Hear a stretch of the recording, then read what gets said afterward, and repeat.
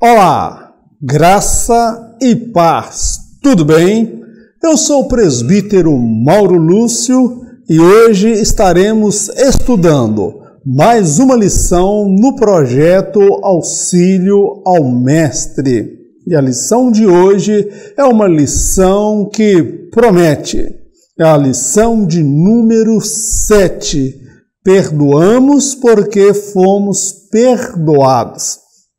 Nesta lição, nós vamos observar que graça e justiça caminham juntas.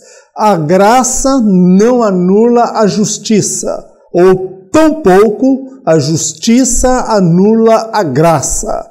Nós percebemos logo nesta parábola que aquele homem foi alcançado pela graça, um favor imerecido. Aquilo é graça. Ele teve o perdão da sua dívida. Isto aponta para a graça. Em contrapartida, percebemos no mesmo texto que ele experimentou também a justiça plena de Deus, porque ele se recusou a perdoar. Então, meu amado, nesta parábola de hoje, nesta lição de hoje, nós iremos lidar com estas duas verdades, graça e justiça. Ambas procedem de Deus. Quando o homem rejeita o manto da graça que é estendido pelo Senhor, ele vai se deparar com a justiça plena de Deus.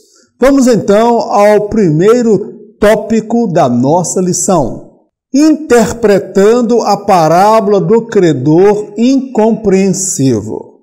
Nesse primeiro tópico, nós vamos falar sobre a interpretação desta parábola. Como eu tenho dito em vários outros vídeos e torno a reafirmar, nós precisamos compreender a parábola no todo, qual é a sua mensagem central, e não tentar compreender ou aplicar de forma literal alguns elementos contidos nesta parábola, porque nós podemos correr o risco de cometer alguns equívocos e até heresias. Nós precisamos compreender a parábola no todo. O que a parábola fala? Que quem é perdoado deve também perdoar o seu semelhante. Quem experimentou o perdão de Deus não pode reter o perdão a ninguém, porque ele foi alcançado pela graça e pelo perdão de Deus. Vamos prosseguir na nossa lição. A nova vida no reino de Deus. Enquanto Salvador, Jesus é aquele que nos purifica de todo pecado. Enquanto Senhor, Ele exige resultados, mudança de vida e frutos dignos de arrependimento. Todos que foram alcançados pela sua graça não mais terão direito de negar o perdão àqueles que, de certa forma, os tenha feito sofrer em dado momento da caminhada rumo ao céu.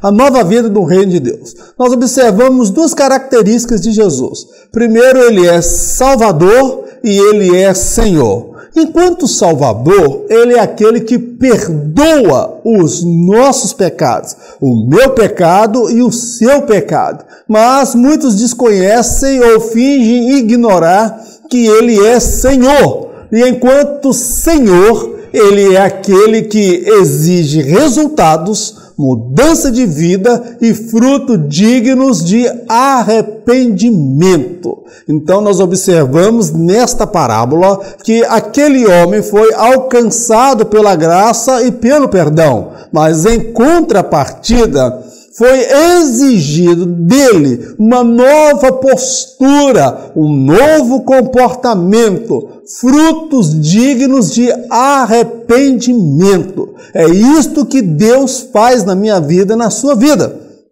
Somos perdoados pelo Senhor Jesus, o nosso Salvador, mas ele também é Senhor. Ele exige resultado, mudança de vida e fruto digno de arrependimento. Outra colocação, que todos que foram alcançados pela graça de Deus não poderão mais ou não terão mais o direito de reter o perdão a quem quer que seja. Esta é uma nova vida no reino de Deus. Quem adentra para o reino de Deus, adentra pelo caminho do perdão, da misericórdia, da graça e da compaixão de Deus. E quando ele adentra esse reino, que tem leis próprias, ele vai se sujeitar às leis desse reino, que uma delas é que não podemos negar ou reter o perdão a qualquer pessoa que tenha nos ofendido, que nos tenha feito sofrer em determinado momento da nossa vida ou da nossa caminhada rumo ao céu. Perdão ilimitado. Jesus ensina que o perdão não se limita a uma emoção ou sentimento. Trata-se de um ato racional, característico de um verdadeiro cidadão do céu. Na oração do Pai Nosso, há um padrão estabelecido acerca do perdão. Só é possível experimentar o perdão de Deus à medida que expressamos nosso perdão a todos que nos ofenderam ou nos magoaram. Perdão ilimitado. Aquele homem recebeu de Deus um perdão ilimitado. Eu recebi de Deus um perdão ilimitado. E aqui nós observamos que Jesus ensina que o perdão não se limita a um ato de emoção ou sentimento. Irmão Mauro, eu não senti no meu coração de perdoar aquela pessoa. Primeira coisa, perdão, ele não é necessariamente um sentimento ou emoção. Nós perdoamos, o ato de perdoar é um ato racional. Eu decido perdoar, ou como eu também decido odiar. É uma escolha minha, então é uma escolha racional. Eu decidi perdoar, é uma escolha inteligente, e isto é um culto racional, porque eu estou usando o meu intelecto, a minha razão, que diz que eu tenho que perdoar aquela pessoa, porque eu fui perdoado dos meus pecados. Esse é um ato característico de um verdadeiro cidadão do céu. Aquele que vai morar no céu, que tem de fato o seu nome escrito no livro da vida, ele compreende que perdoar é muito mais do que um sentimento, do que uma emoção. É um ato de razão, é um ato inteligente. Eu faço uma outra colocação, que na oração do Pai Nosso, nós observamos ali alguns princípios. Perdoa as nossas dívidas, ou perdoa os nossos pecados, assim como nós perdoamos aqueles que têm pecado contra nós. Perdoa as nossas dívidas, assim como nós perdoamos os nossos devedores. Então, observa na oração do Pai Nosso, ensinada por Jesus, que só é possível experimentar o perdão de Deus à medida que expressamos nosso perdão a todos que nos ofenderam ou nos magoaram. Aí é que está a questão, é um perdão ilimitado. Por quê? Eu tenho que perdoar sempre, porque eu também estou sempre pecando, eu estou sempre errando. Pode ser que em dado momento eu seja vítima de uma situação de injustiça, mas pode ocorrer, porque eu não sou perfeito, eu ser alguém que cometeu uma injustiça contra alguém ou contra Deus. Então, à medida que perdoamos as pessoas, também experimentamos o perdão de Deus. Todavia, se eu não consigo perdoar alguém, eu também não serei perdoado por Deus. É o que Jesus nos ensina na oração do Pai Nosso. Lembranças que não ferem mais. Perdoar não é padecer de amnésia, como se tudo fosse apagado de nossas mentes. Isto é uma utopia. Perdoar é não sofrer mais quando se lembra de determinada ofensa outrora sofrida.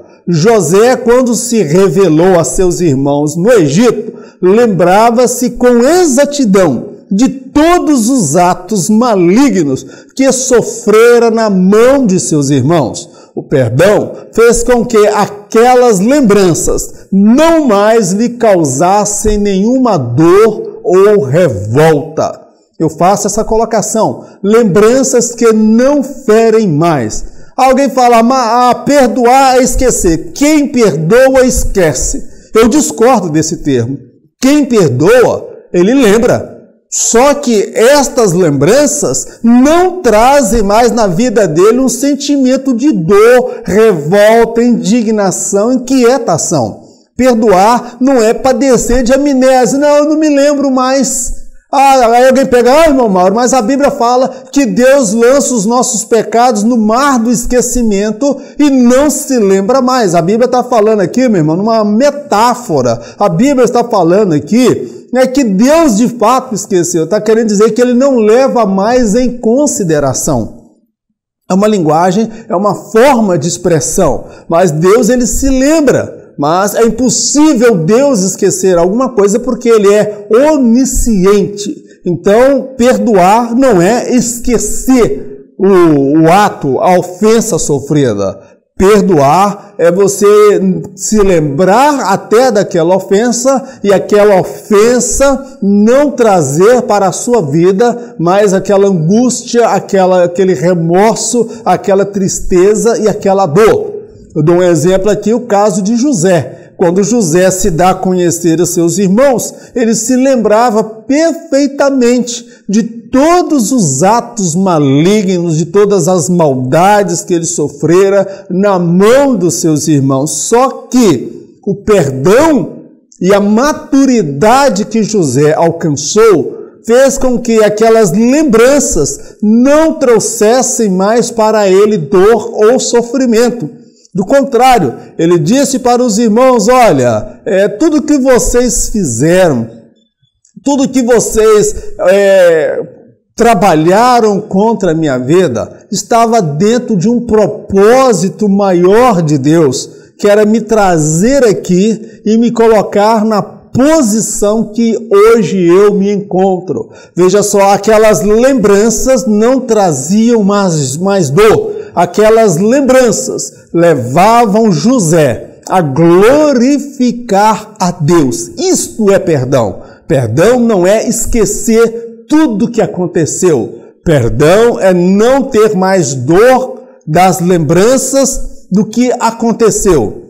Perdão é você conseguir glorificar a Deus por ter superado aquele trauma, aquela dor e aquele sofrimento que lhe fora acometido por terceiros. Uma dívida impagável. A Bíblia assevera que todos pecaram e destituídos estão da glória de Deus. Nenhum dos heróis da fé, profetas ou qualquer outro personagem da Bíblia pôde pagar a própria dívida de seus pecados, ou tampouco de terceiros. Somente o Filho unigênito de Deus o pôde fazer. Sem ele, todos estavam destinados à condenação. Uma dívida impagável.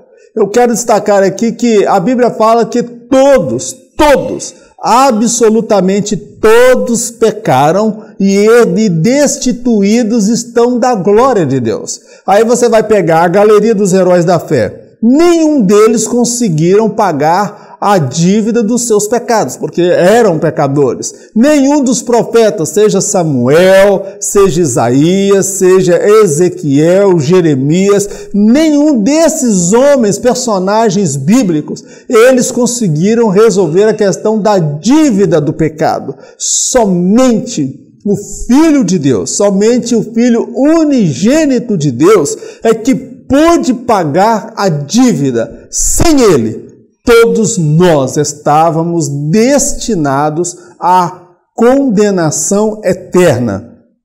Não há nenhum outro nome dado debaixo do céu que se invoque para a salvação. Não é o nome de Maria. Maria não salva ninguém.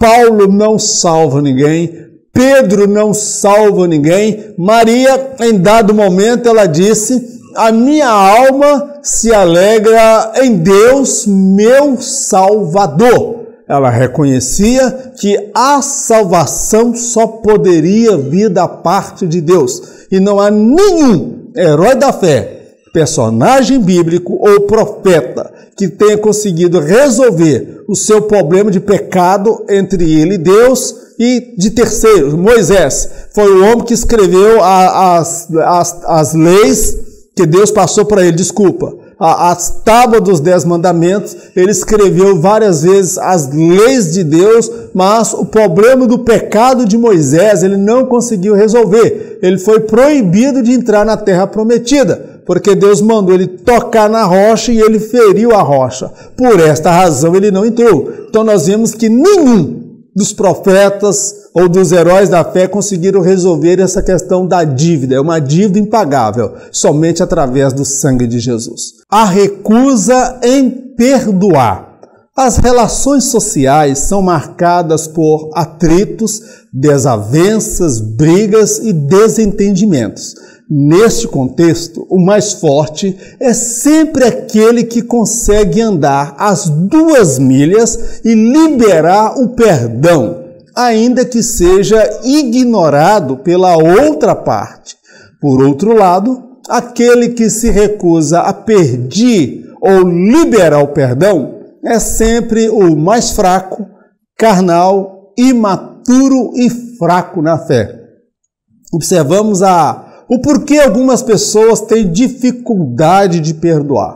Eu destaco o seguinte, que as relações sociais, seja a relação pai e filho, marido e mulher, relações empresariais, relações sociais, o convívio na igreja, o convívio fora da igreja com as pessoas. As relações sociais, elas são marcadas por atritos, desavenças, brigas e desentendimentos. Então, é uma utopia você achar que o seu relacionamento, talvez o seu casamento, a relação com você na igreja, com os irmãos, a relação na faculdade, no trabalho, seja uma relação que nunca vai ter atrito, vai ter uma desavença, uma briga, um desentendimento. Sempre surgirão desavenças, atrito e briga. Ou seja, isso aí é próprio das relações sociais. Então, dentro desse contexto, dessas relações sociais, o mais forte não é aquele que fala, eu não perdoo, ou aquele que diz, eu não dou o braço a torcer.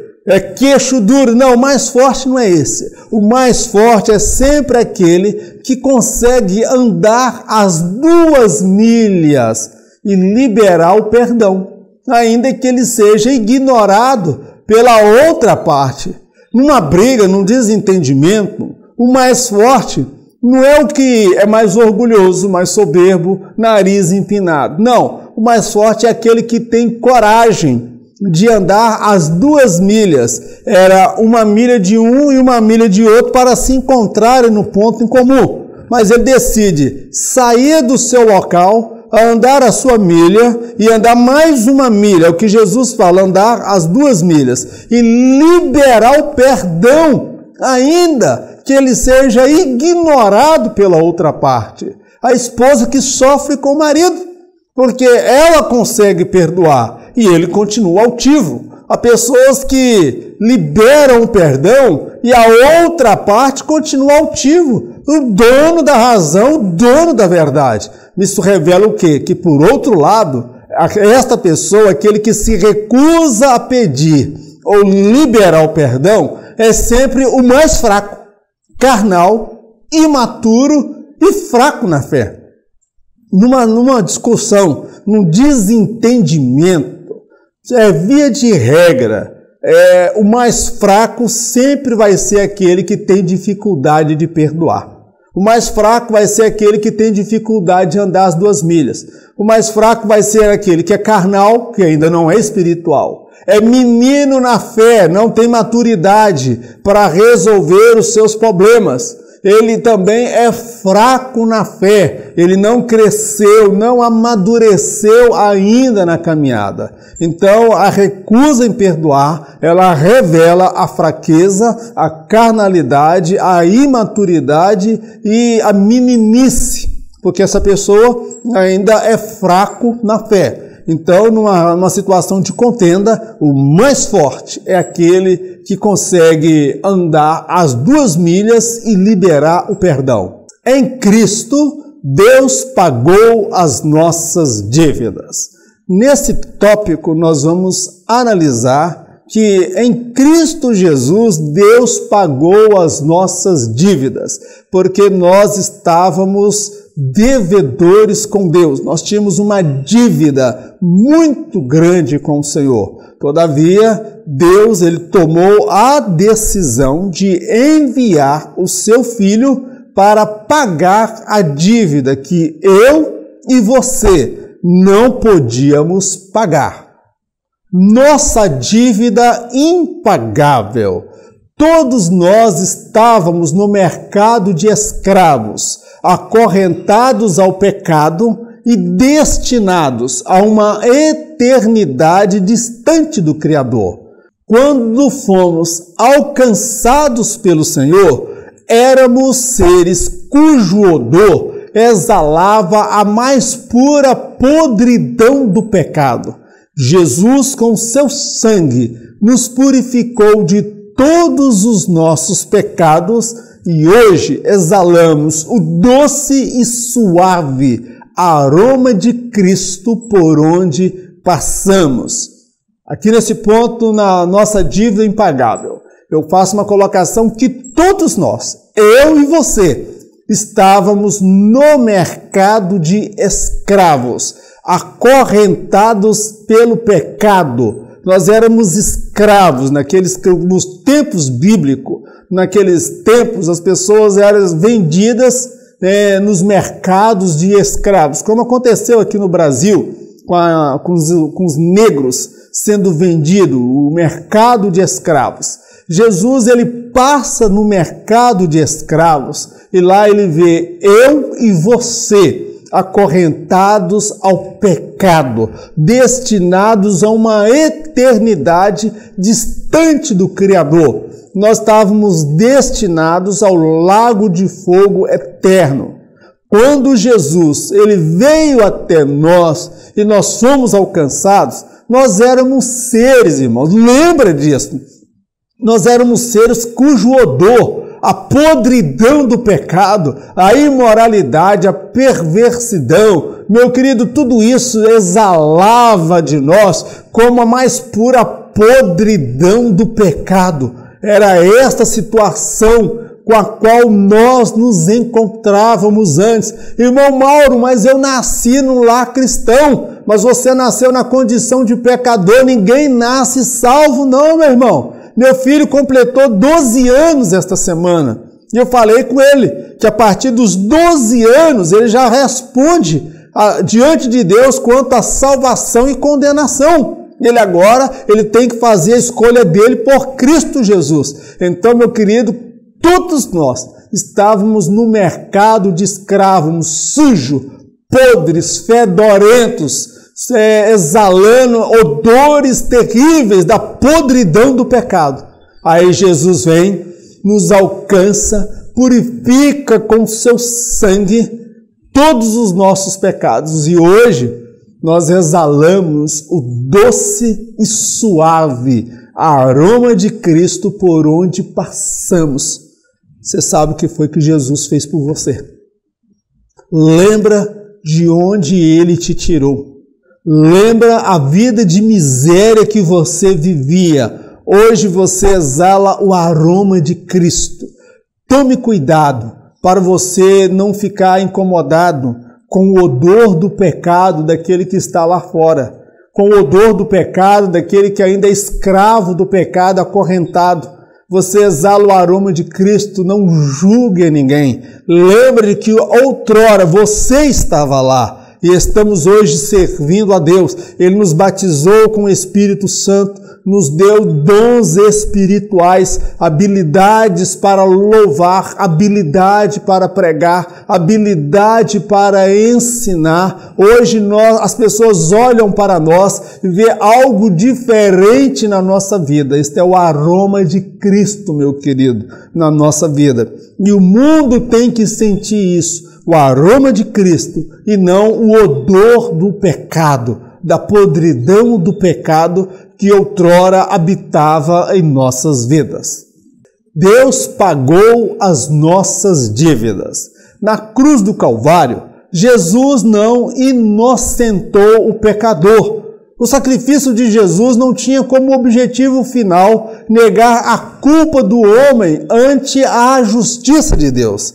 Ele tomou o lugar do réu e se fez maldito em seu lugar.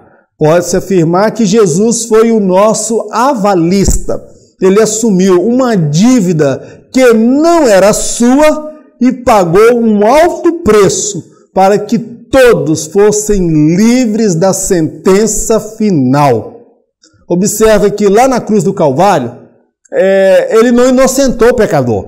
Não, esse aí não pecou, esse aí é justo, esse aí é santo, esse aí não tem pecado. Do contrário, lá na cruz do Calvário, Jesus morreu pelo meu pecado e o seu pecado, porque ele reconheceu que de fato éramos pecadores. Então observe que o sacrifício de Jesus não tinha como objetivo final negar a culpa do homem ante a justiça de Deus.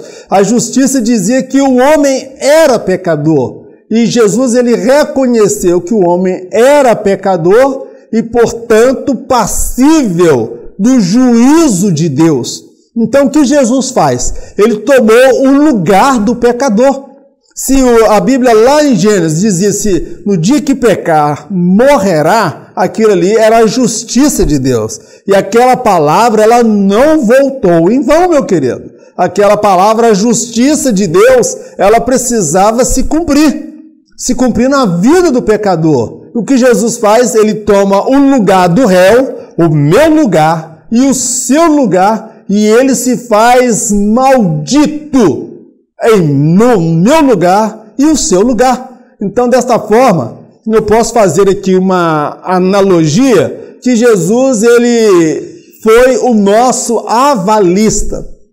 O que é o avalista? O avalista é aquele que assina um documento para garantir que aquela pessoa que pretende comprar um bem, se ela não puder pagar, o avalista vai pagar. Então, de certa forma, no mundo espiritual, Jesus agiu como se fosse o nosso avalista. Só que o avalista, primeiro, ele é comunicado, ele é solicitado para assinar aquele documento. No caso de Jesus, o homem não foi até a ele. Ele é que veio até o homem. Ele assumiu uma dívida que não era dele e pagou um alto preço para que todos fossem livres da sentença final, que era o juízo divino, que era a justiça implacável de Deus.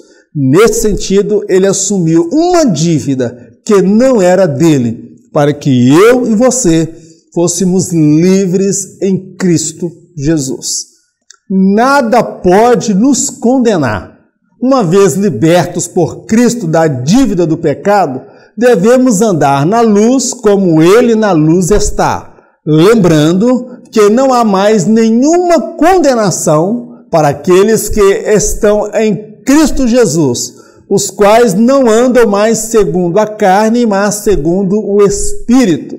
Não basta conhecer a Jesus em dado momento, é preciso prosseguir conhecendo cada dia mais. Esse título aqui eu acho ele de dupla interpretação. Nada pode nos condenar. De fato, é verdade, nada pode nos condenar, porque nós recebemos o perdão de Deus. Eu faço aqui uma ressalva que, uma vez libertos da dívida do pecado, devemos andar na luz como Ele na luz está. É o que a Bíblia fala, que nós devemos andar na luz. Nada pode nos condenar, desde que nós estejamos andando na luz. Agora, se eu escolho andar nas trevas, na escuridão, ceder ao pecado, aí, meu querido, eu estou sujeito à condenação, porque eu estou pisando no sacrifício de Jesus, eu estou desprezando o sacrifício de Jesus. Outra coisa que eu destaco, que nenhuma condenação há para aqueles que estão em Cristo Jesus. É o que Paulo afirma, os quais não andam mais segundo a carne, mas segundo o Espírito. Se nós não andamos mais movidos pelas nossas paixões, pelas nossas concupiscências dos olhos, concupiscência da carne, a soberba da vida, não haverá mais nenhuma condenação sobre nós, porque nós não andamos mais segundo a carne, mas andamos segundo o Espírito. Outra observação, não basta conhecer Jesus em dado momento da vida, é preciso prosseguir conhecendo cada dia mais. Aí, meu querido, nós podemos dizer que nada pode nos condenar se nós andamos na luz, se não andamos mais segundo a carne e andamos em espírito, se nós conhecemos a Jesus e prosseguimos em conhecer ao Senhor.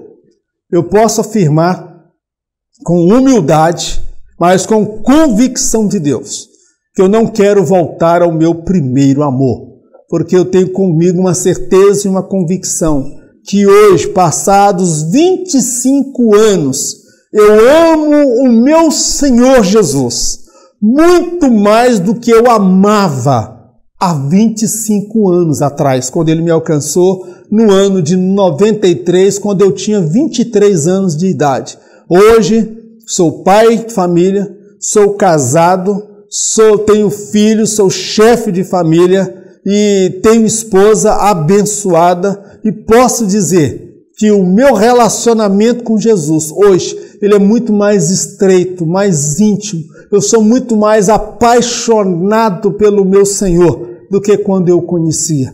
Porque com o passar dos anos eu descobri o quão lindo, o quão maravilhoso, o quão desejável, o quão majestoso, glorioso, o quão grandioso Ele é. Ele é o amado da minha alma. É por isso que nós temos que prosseguir em conhecer ao Senhor. Quanto mais eu me aproximo do meu Jesus, mais eu me afasto da minha carne, do pecado e do mundo. Mas se andarmos na luz, como Ele na luz está, mantemos comunhão uns com os outros, e o sangue de Jesus Cristo, seu Filho, nos purifica de todo pecado. Uma vez perdoados, agora perdoamos. Nesse tópico nós vamos destacar a importância de liberar o perdão, que fomos perdoados por Deus, fomos perdoados pelo Senhor, uma dívida que nós jamais poderíamos pagar. E se nós fomos perdoados, recebemos de Deus esta dádiva, agora nós também perdoamos, porque nós somos uma nova criatura em Cristo Jesus. Recebemos de Deus o perdão e devemos também liberar o perdão a todos os homens. Não endureça o coração. Na balança com a qual pesamos as pessoas, nesta mesma balança seremos pesados um dia. Hoje podemos escolher humilhar e desprezar aquele que nos ofendeu um dia. Porém, dias virão em que alguém nos fará o mesmo. O mais sensato é sempre perdoar, para que no futuro próximo sejamos alcançados pela misericórdia dos homens e de Deus. Não endureça o coração. Eu tenho para mim essa filosofia de vida, que na balança que nós pesamos as pessoas, nesta mesma balança nós seremos pesados um dia. Os critérios com os quais nós pesamos e avaliamos as pessoas, nesses mesmos critérios nós seremos julgados e avaliados também. Hoje eu posso escolher, diante de uma ofensa, humilhar e desprezar uma pessoa que me ofendeu em determinado momento da minha vida. Porém, eu preciso lembrar, e eu quero destacar que dias virão em que alguém poderá fazer o mesmo com as nossas vidas. Ou seja, aquilo que você faz hoje com alguém, a balança que você pesa esta pessoa, nesta mesma balança você vai ser pesado um dia. Eu já dei aqui um relato e um testemunho de uma ocasião em que eu fui roubado. O ladrão entrou dentro da minha casa quando eu estava para a igreja, na escola dominical, levou máquina fotográfica, notebook, equipamento meu de trabalho, peças de roupa, pegou coisas da geladeira, ele fez um verdadeiro estrago. Ele parece que ele confundiu a minha casa com um shopping center, que levou um monte de coisa, colocou no saco, parecia um Papai Noel, só que o Papai Noel entra pela chaminé. Esse elemento, ele saiu pelo telhado, entendeu? Papai Noel vem trazer, esse daí era o ladrão, que entrou dentro da minha casa e me roubou. Passados dias, 60 dias, eu me deparei com esse cidadão, que por sinal trabalhou na minha casa, era o pedreiro que trabalhou na minha casa. E quando me deparei com ele, onde ele estava, ele não tinha por onde sair, por onde correr. Veio o meu irmão, que veio me dar auxílio, e ele não teve por onde sair. Naquela ocasião, eu não xinguei, eu não o amaldiçoei, eu não estendi a mão para agredi-lo fisicamente. Quando os militares chegaram, eles chegaram a comentar com meu irmão, a gente achou que ia achar o rapaz aí todo quebrado, todo moído, já espancado, e o cara ainda está inteiro. Meu querido, naquele momento, eu não me senti no direito de gritar, xingar, bater, espancar ou esmurrar o rapaz. Sabe por quê? Poderia tê-lo feito talvez no ímpeto, na raiva daquele momento, mas eu percebi uma coisa. Hoje, ele era o ladrão, mas eu tenho 2 filhos.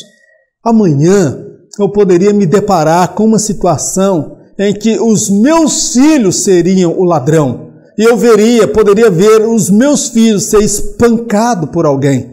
Então, meu querido, na balança que a gente pesa os outros, nesta mesma balança nós seremos pesados um dia. Passado um período de tempo, eu trabalho ainda, não sei, minha situação está tão difícil que eu não sei nem se eu estou trabalhando, que a coisa está difícil com esse atual quadro de saúde da minha esposa. Eu tinha que fotografar um casamento e errei a data do casamento. O casamento era na sexta e eu achava que era no sábado. E na sexta-feira eu estava filmando um outro evento na minha igreja e o casamento já havia ocorrido naquela sexta-feira. Então eu perdi aquele casamento. Eu teria que pagar um processo, uma indenização, que hoje geraria em torno uns 20 a 30 mil reais pelo dano que eu causei àquela mulher. Só que, pela graça e misericórdia, a Bíblia fala, bem-aventurados misericordiosos, porque alcançarão misericórdia. Aquela mulher, quando ela soube da minha vida, do meu testemunho de vida, da minha vida com o Senhor, ela decidiu perdoar a minha dívida. Ela não me levou na justiça. Eu não teria condições de pagar aquela mulher. É o que eu digo para você, não leve tudo no ferro e fogo. Não leve tudo, meu querido, baseado, fundamentado na sua ira, na sua revolta. Talvez Brasília te dá apoio, talvez a lei até te favorece, mas escolha o caminho do perdão, escolha perdoar, escolha abrir mão do seu direito, porque você não sabe as voltas que a vida dá. O mais sensato é sempre perdoar, para que no futuro próximo, você e eu sejamos alcançados pela misericórdia dos homens e a misericórdia de Deus. Eu perdoei aquele rapaz, eu não estendi a mão, eu não agredi. Ele me pediu perdão e eu disse para ele, eu já te perdoei desde o dia que você entrou na minha casa. Meu querido, fui alcançado pela misericórdia. alguém teve misericórdia de mim. Então, meu querido, muita prudência quando você for vítima de uma humilhação e de ofensa, que você pode escolher desprezar, pisar e maltratar esta pessoa. Mas lembre-se, a atitude que você tem hoje terão com você amanhã. E o mais sensato é você escolher o caminho do perdão. Amém? Perdão acompanhado de prudência. Jacó, após décadas, decide voltar e pedir perdão a Esaú. Em meio aos apelos do irmão de permanecerem juntos no mesmo lugar, Jacó decide seguir adiante, pois bem sabia que o seu irmão continuava o mesmo e poderia causar-lhe muitos dissabores. O perdão foi liberado. Todavia, a prudência fez com que ele estabelecesse um convívio mais distante. Não está dentro da proposta do comentarista. Eu faço essa colocação que o perdão ele deve ser acompanhado também de prudência. Observa o caso de Jacó. Jacó ficou décadas distante do irmão. Ele decide voltar e pedir perdão ao irmão Esaú. Ou seja, foi ali a queda dele. Ele causou um dano ao seu irmão, ele causou uma divisão na família, ele gerou ódio no coração do irmão. Passado décadas, ele decide voltar. E aquele encontro foi um encontro lindo. Quando ambos se encontram, Jacó reconhece o seu erro, ele pede perdão, ele se humilha. Esaú vem, abraça-lhe, beija-lhe. E naquele momento de choro, quem são esses que estão contigo? Ele fala, estes são teus servos, são os meus filhos, são os teus sobrinhos. Meu irmão, aquele momento foi um momento de gozo, foi um momento de alegria. Esaú falou, olha, aqui é lugar para todos nós, vem morar perto da gente, vamos aí estreitar esta relação, vamos aproximar as famílias, vamos conviver, tentar recuperar esse tempo perdido.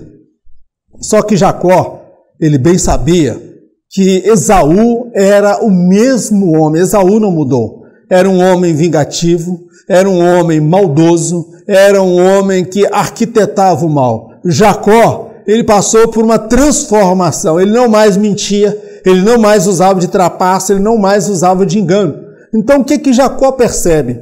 Que o conviver com Esaú poderia trazer sérios problemas familiares. Quem lembra dos filhos de Jacó?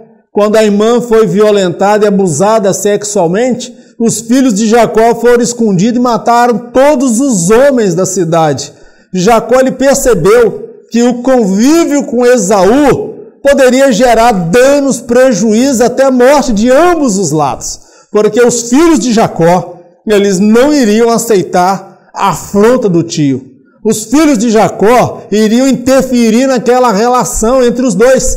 Jacó já estava prevendo um problema futuro que ele faz. Ele decide manter uma distância para que eles pudessem conviver. Isso chama-se prudência. Meu querido, nós devemos perdoar a todas as pessoas. Agora, uma coisa nós devemos ser, nós não podemos ser inocentes demais. A Bíblia fala que nós devemos ser mansos como a pomba e prudentes como a serpente. Prudente, não é maldoso. A serpente, ela já consegue detectar o perigo de longe. E quando o perigo já vem de longe, ela já bate o seu chocalho, dizendo, olha, o perigo está chegando. Então o que eu quero dizer com isso? Irmão Mauro, eu devo fazer acepção de pessoas de forma alguma, meu querido. Eu penso que nós não podemos deixar criar uma outra situação para a pessoa fazer de novo o que ele nos fez antes. Por quê? Você é transformado. Você passou por uma experiência de mudança de vida, mas aquela pessoa ainda não. E o convívio com ela pode gerar outros problemas futuros. Então, em nome da prudência e do bom convívio, para evitar problemas futuros, você estabelece uma distância que você possa conviver com aquela pessoa. Ela sempre fará parte das suas orações, mas talvez não seja o momento dela fazer parte do seu cotidiano, da sua casa e da sua cozinha. Ah, irmão Mauro, então eu não perdoei. Não, do contrário, Jacó perdoou sim o irmão, mas ele percebeu que não seria possível conviverem juntos. Tá claro, meu querido? Isso chama-se discernimento. É a capacidade que Deus nos dá para ver que aquele convívio poderá trazer vários outros problemas na relação. Devemos agir com misericórdia. Todos os salvos em Cristo estão em processo de libertação e transformação. Muitos vêm para a presença do Senhor com dificuldade de pedir perdão ou mesmo de perdoar. À medida que nos deixamos ser moldados pela palavra de Deus, cadeias e correntes são quebradas. A partir daí, o perdoar e o pedir perdão farão parte do nosso viver diário, o que evidenciará que, de fato, somos novas criaturas em Cristo Jesus. Eu faço essa colocação que devemos agir com misericórdia. É um fato que há pessoas que vêm para Cristo que estão ainda no processo de libertação e transformação. Eu aceitei Jesus, mas eu não vi totalmente liberto, transformado não, meu querido. Eu sou salvo, mas eu venho talvez com o coração com mágoa, com rancor, com ressentimento. Talvez eu teria que falar aqui sobre os 4 temperamentos: colérico, sanguíneo, melancólico e fleumático. Pessoas de temperamento melancólico e colérico têm dificuldade de perdoar. Pessoas de temperamento fleumático e sanguíneo têm facilidade de perdoar, enquanto os outros 2 têm dificuldade de liberar o perdão. Então, quando vem na rede que Jesus alcança a todos, vem pessoas de todos os tipos, com todos os defeitos, com qualidades e virtudes.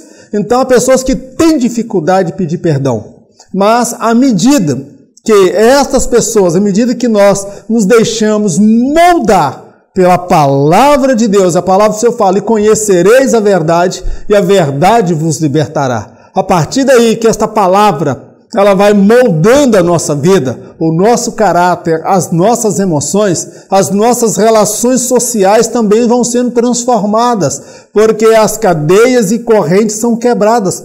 E a partir daí é possível perdoar e pedir perdão àquele que nos ofendeu. Então, meu amado, o pedir perdão e o perdoar vai fazer parte do nosso cotidiano. Vai ser algo próprio, característico da nova vida que nós vivemos.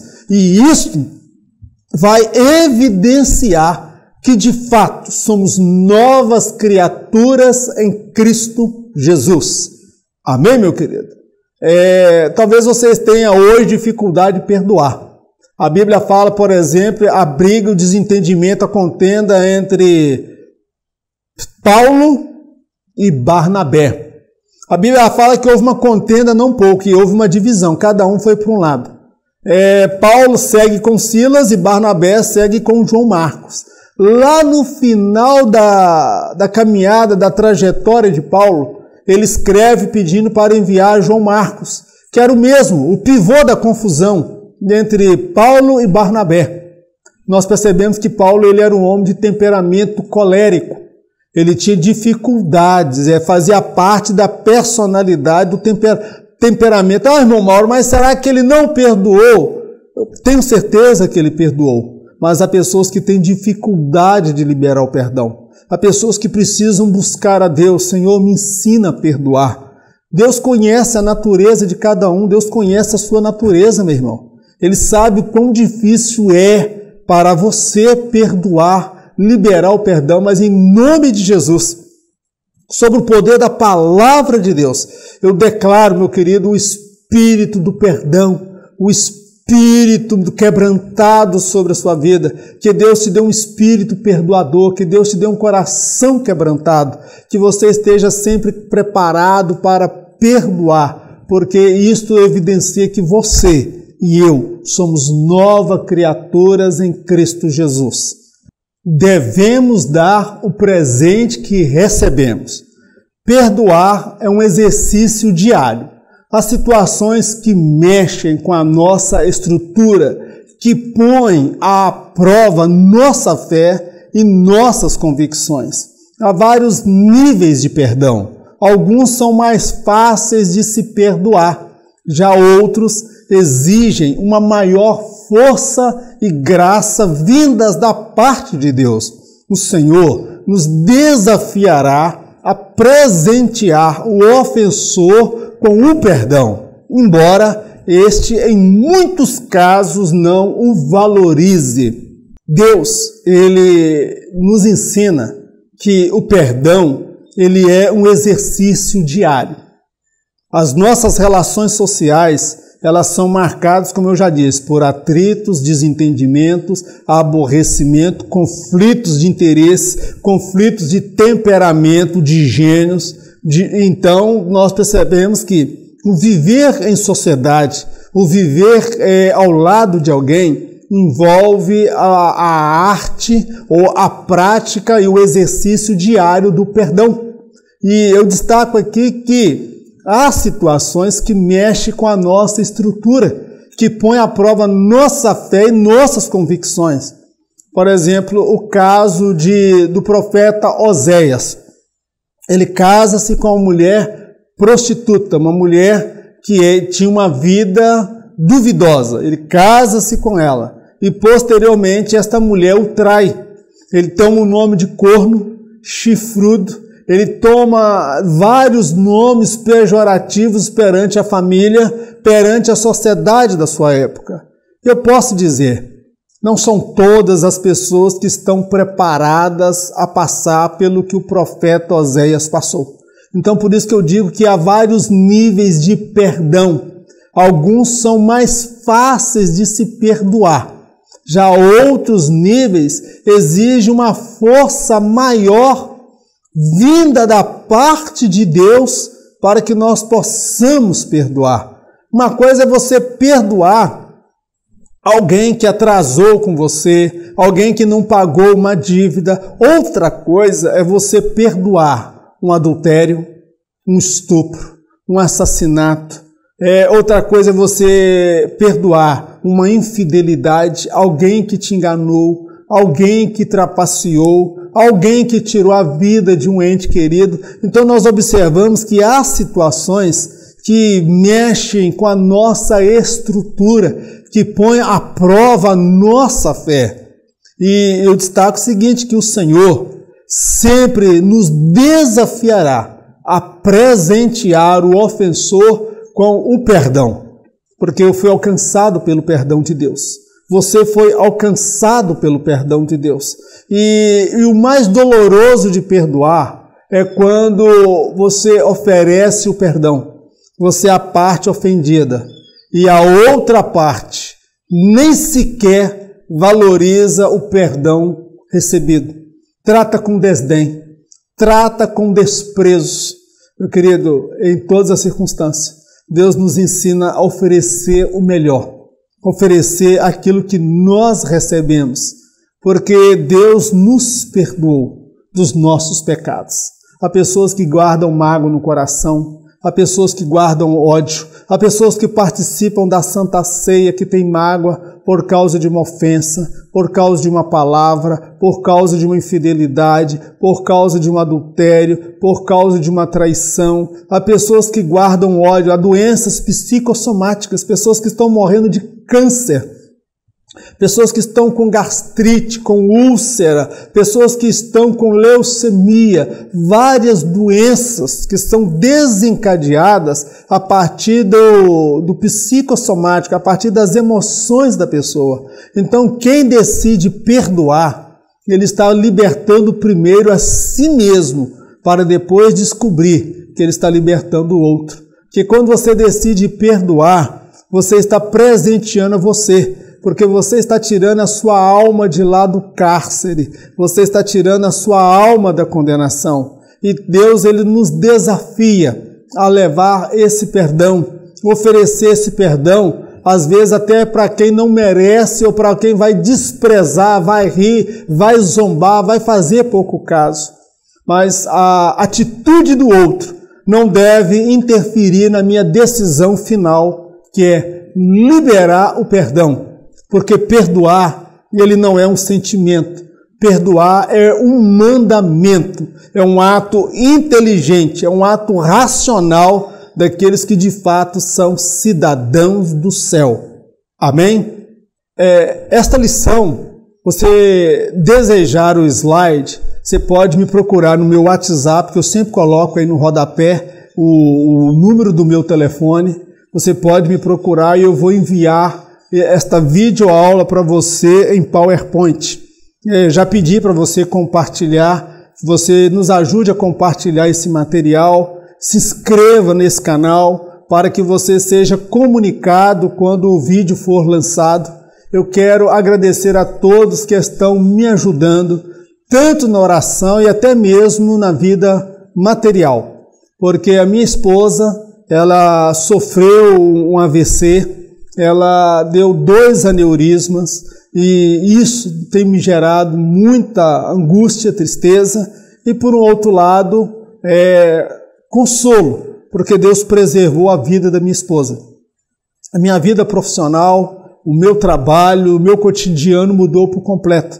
São 24 horas por dia ao lado da minha esposa, trocando fraldas, dando medicamento, indo a médico, fazendo consulta, fisioterapia, lavando lençóis pela manhã, porque ela está no período ainda de fraldas, e eu louvo a Deus que ela está viva. Louvo a Deus que preservou e os movimentos estão retornando. Eu agradeço imensamente a você, meu irmão, minha irmã, que tem me apoiado em oração. E agradeço também a você, que tem me ajudado até financeiramente nesse momento de aperto e dificuldade. A crise está no Brasil para todos e para alguém que está desempregado como eu, que já tem os meus problemas de saúde, que eu preciso fazer o tratamento da minha vida, da minha saúde. Me deparo agora com a minha esposa acamada, passando um momento de enfermidade, desse AVC hemorrágico. Quase morreu, mas o Senhor preservou a vida. Eu louvo a Deus por você estar me ajudando, me abençoando nesse processo. E eu peço a Ele que multiplique, que prospere 100 vezes mais sobre a sua vida. E você, meu irmão, que não pôde contribuir, não fique constrangido. Deus derrame a bênção dele sobre a sua vida de forma abundante, que você sempre tenha para dar e jamais tomar emprestado. Vamos orar? Senhor Deus, nós te agradecemos por mais essa oportunidade de aprendermos juntos a Tua palavra. Toda honra, toda glória, todo louvor sejam dados a Ti. Ensina-nos, ó Pai, a pedir perdão e ensina-nos, ó Pai, a perdoar. Ensina-nos a andar as 2 milhas. Ensina-nos a oferecer o perdão, mesmo quando somos desprezados, mesmo quando somos, ó Pai, prejudicados, humilhados e ofendidos. Ensina-nos a perdoar com o amor que vem do Senhor. Ensina-nos também o caminho da prudência, porque liberamos o perdão, mas precisamos de ter sabedoria vinda do Senhor para aprender a estabelecer as nossas relações sociais, para que estas não sejam prejudiciais à nossa caminhada na fé, ao nosso casamento, à nossa família, às nossas vidas. Meu Deus, fica conosco, abençoa cada servo Teu, capacita Tua serva para liberar o perdão. Meu Deus, capacita homens e mulheres como o Senhor capacitou o profeta Oséias para perdoar, meu Deus, aquilo, meu Deus, que é praticamente sobre os nossos olhos difícil de perdoar. O Senhor capacitou, meu Deus, para suportar o insuportável. O Senhor capacitou para liberar o perdão quando muitos teriam dificuldade de perdoar. Que venha o espírito do quebrantamento, do perdão e do arrependimento sobre a vida do Teu servo, sobre a vida da Tua serva. Pai, nós te agradecemos por tudo no nome de Jesus. Que o grande amor de Deus, a graça do nosso Senhor e Salvador Jesus Cristo, as doces consolações do Espírito Santo de Deus, seja com todo o povo de Deus, não somente hoje, mas para todo sempre, em nome de Jesus, amém. Meu querido, eu tenho uma notícia para te dar que talvez não seja muito boa. Em caso de arrebatamento, eu não estarei aqui para ministrar a próxima lição. Mas eu me alegro no meu Senhor, porque eu tenho a convicção que em caso de arrebatamento, nem eu e nem você estaremos aqui para assistir a próxima aula, porque eu encontrarei com você por sobre as nuvens. Nós seremos arrebatados e retirados desta terra. Mas antes, libere o perdão, ligue para alguém, procure esta pessoa, para que você não corra o risco de ficar fora do arrebatamento da igreja. Que Deus te abençoe em nome de Jesus.